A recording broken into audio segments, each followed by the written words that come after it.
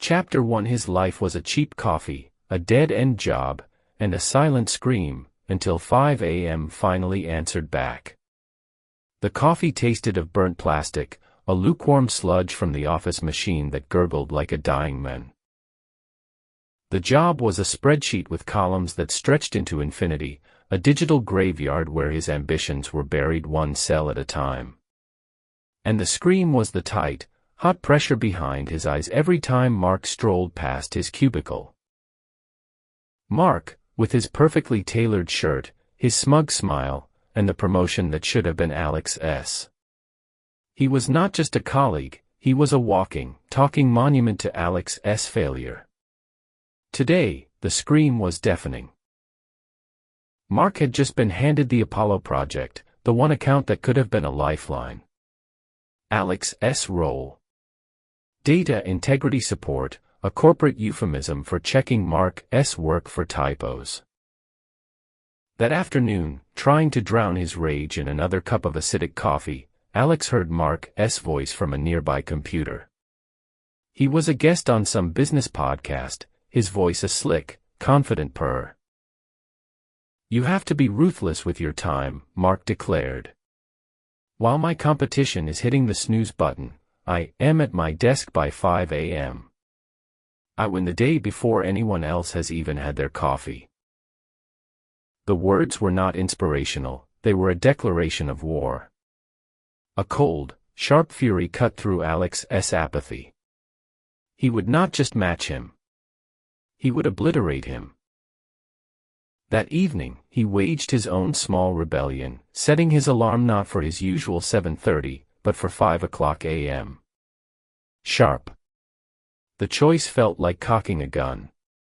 But when the alarm shrieked the next morning, the gun fired blanks.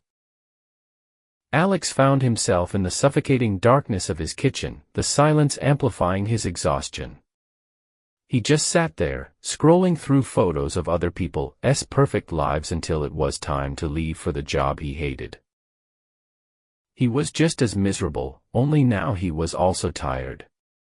Then, at 9:15 a.m., an email from his boss, Mr. Henderson, landed with the force of a bomb. Subject: Urgent, Apollo Project Timeline. Henderson was moving the deadline up by a week. The final line chilled him to the bone. "Given the accelerated timeline, I'll be monitoring individual performance on this project hourly. There is no room for error." The stakes had not just been raised, they'd been launched into the stratosphere. His 5 a.m. alarm was no longer a choice. It was a ticking clock strapped to his career. Chapter 2. The descent into hell was brutally fast. Each 5 a.m. alarm was a physical assault, dragging Alex into a cold, dark reality where he'd stare at the glowing spreadsheet, his mind a swamp of fatigue and resentment. He was not building a better future, he was just polishing the bars of his own cage 2 hours earlier than everyone else. The spiral began. A misplaced comma in a report. A key deadline he forgot to flag. He was a ghost haunting his own life, a zombie fueled by cheap caffeine and a simmering rage. By Thursday, he was so sleep-deprived that during a critical team call, when Mark asked for the revised budget figures, Alex sent over the wrong file, an outdated draft with a catastrophic miscalculation that undervalued the entire project by nearly 30%. He did not realize his mistake until an hour later, when a new email from Mark appeared, CC ING Henderson and the entire department. "Team," it began, a quick reminder on the importance of attention to detail. "I caught a significant error in the projections Alex sent over. All fixed now, but we need to be vigilant." It was not a helpful correction, it was a public execution. The shame was a physical force, squeezing the air from his lungs. Henderson summoned him into his glass office. The door clicked shut, the sound echoing his doom. "Alex," Henderson said, his voice flat and cold. "I see not afford liabilities on this project. This is your final warning." The words were like shards of ice. That night, Alex stumbled home in a daze. He stared at his phone, at the 5 a.m. alarm set to torture him again. It was not a secret weapon. It was a lie. A cruel myth peddled by predators like Mark to the desperate. With a final surge of defiant fury, he deleted the alarm. He was done. He collapsed into bed, surrendering to the crushing weight of his failure. The scream inside him had finally died, replaced by a hollow, terrifying silence. Chapter 3. He could not leave it like that. He had to fix the file, to erase the stain of his incompetence, even if it was his last act at the company. Alex drove back to the desolate office, the sole occupant in a steel and glass tomb. He worked for hours, fueled by a self-loathing that burned hotter than any caffeine. He corrected every number, rebuilt every formula, and finally, around 4 a.m., he slumped over his keyboard, defeated. He was woken by a low, mechanical hum. The cleaning crew's floor buffer. He lifted his head, the imprint of the spacebar on his cheek. His monitor glowed with the time, 5:03 a.m. But this 5 a.m. was different. There was no blaring alarm, no crushing obligation. There was only stillness. A profound, absolute quiet that seemed to clean the clutter from his mind. And in that stillness, a shocking truth detonated in his brain: the problem was never the time. The problem was the spreadsheet. Waking up early to dedicate more hours to the very thing that was destroying him was a form of insanity. The magic was not in the hour itself, it was in owning it. A dangerous spark ignited within him. He pushed the Apollo file to the corner of his screen and opened a blank document. He started to type. An idea he'd buried years ago, a simple app that helped office drones like him identify and develop marketable skills to escape their corporate prisons. The exit plan. He outlined features, sketched a user interface, lost himself in the act of creation. He was so absorbed, he did not hear the whisper of expensive shoes on the carpet behind him. Well. Burning the midnight oil, Alex. Or should I say the 5 a.m. oil?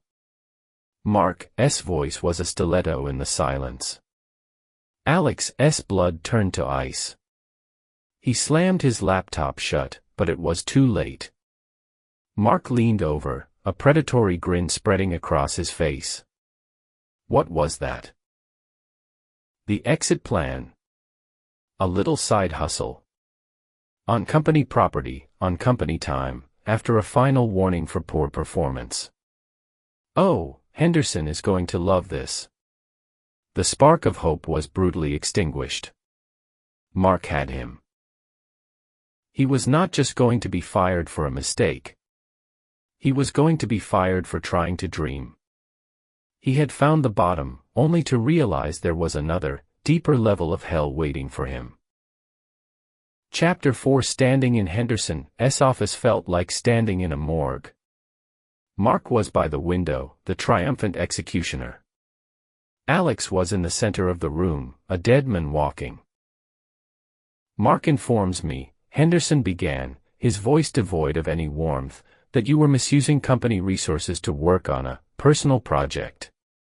This was it. The end.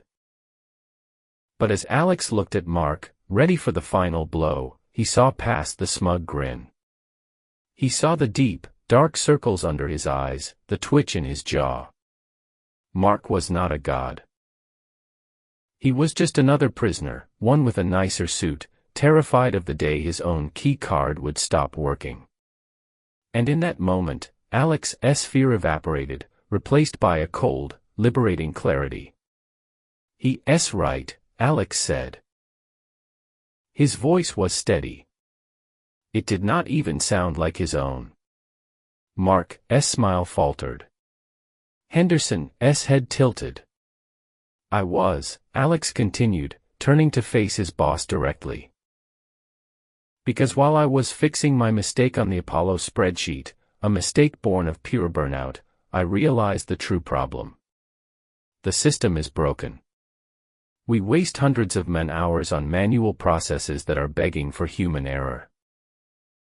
It's inefficient, and it's destroying your employees.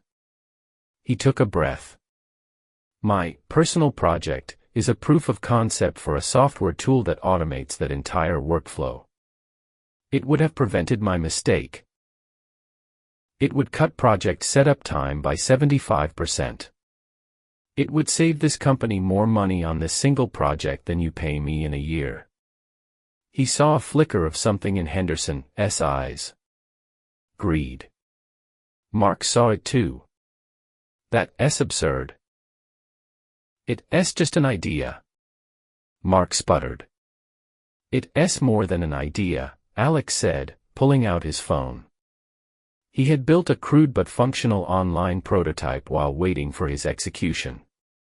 It's a working demo. Henderson leaned forward, his eyes locked on the screen, the gears of calculation turning in his mind. Mark was utterly silent, his victory turned to dust in his mouth. An hour later, Alex walked out of the office, leaving two stunned men behind. Henderson had offered him a new position, a department to develop his tool in-house. Alex had looked him in the eye and said, "No, thank you."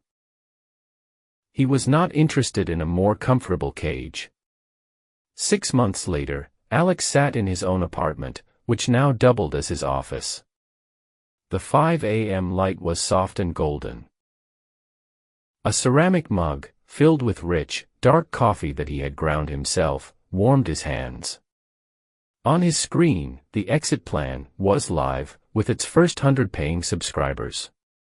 No alarm had woken him up. He just woke up, hungry to build.